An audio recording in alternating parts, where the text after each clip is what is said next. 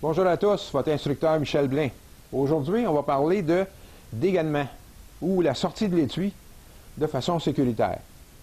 Alors, on commence immédiatement. J'ai une arme à l'étui, j'ai des chargeurs. Toujours se souvenir qu'il faut faire ça de façon sécuritaire. Alors, on décompose. 1. Je saisis l'arme. Ma main faible s'en va sur mon corps. 2. Je sors l'arme. 3. Je vais rattraper ici l'arme pour aller mettre ma main en support. Et 4. Je m'en vais vers l'avant. Et j'arrive à la hauteur des yeux. Lorsque je ramène, de la même façon, je retouche, je rengaine, et on est prêt à repartir. Il arrive en compétition qu'on est obligé de partir comme ça. Il n'y a pas de raccourci, c'est la même chose. 1, 2, 3 et 4. On ramène, et voilà. 1, 2, 3 et 4. On pousse vers l'avant. Je ramène, même chose ici. Mouvement à éviter. Vous regardez le mouvement ici, là. Je lève, je pousse vers l'avant. OK, je ramène et pas de mouvement inutile. Mon coude ne sort pas à l'extérieur. Pas de mouvement de vouloir aller à la pêche. Pas de mouvement de faire du bowling. On s'en va, puis on pousse vers l'avant. OK? J'arrive en avant et je pousse vers l'avant. À ce moment-là, mes yeux sont sur la cible. J'attends juste que mon arme se place, puis je suis prêt à tirer. Si je le fais dans un autre angle, vous allez voir, ici, 1, 2, 3 et 4. On revient, même chose. Et on revient. Voilà. 1, 2, 3 et 4. 1, 2, 3 et 4. Ce que je veux éviter, c'est 1. Oups! Allez balayer ma main en avant du canon. Il ne faut pas que ça se produise. La seule façon pour pas que ça se produise quand on commence, surtout, c'est de passer par le centre. Et après ça, de rattraper.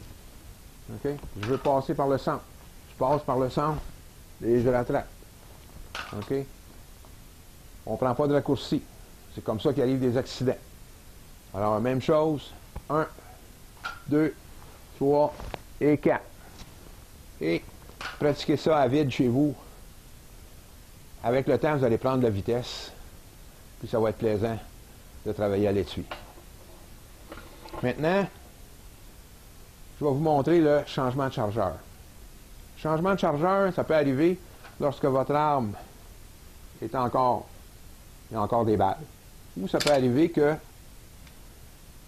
vous tombez avec la culasse bloquée en arrière parce que votre chargeur est vide. Vous êtes en train de tirer. Oups, je suis vide. OK, je laisse tomber. Regardez mon coude. Je m'accote ici. Je penche un petit peu mon arme. Je laisse tomber le chargeur. J'indexe. Et hop, je suis prêt à fonctionner. Ici, comme ceci, prêt à fonctionner. OK, je ne m'en vais pas en bas. Je ne regarde pas où est mon chargeur, je suis supposé le savoir. Je laisse tomber. Je regarde où est-ce que je vais rentrer mon chargeur. Et aussitôt que c'est fait, ma main est en position. Je suis prêt à continuer. OK, c'est important de ne pas, si on ne veut pas perdre de temps, évidemment, à ce moment-là, j'indexe et je suis prêt à partir. OK? Je vous le montre un peu plus sur le côté. Ici, j'indexe et je suis prêt à fonctionner. OK? Je vais chercher, j'indexe. Aussitôt que j'ai trouvé le trou ici, là, je suis en mesure de replacer et ma main est déjà en place. OK? Lorsque j'arrive ici, puis que je pousse, et hop, ma main est déjà en train de se placer, prêt à continuer. en espérant que ces quelques tuyaux vont vous être utiles, surtout en compétition lorsque vous commencez. Des fois, on titube, là, on hésite.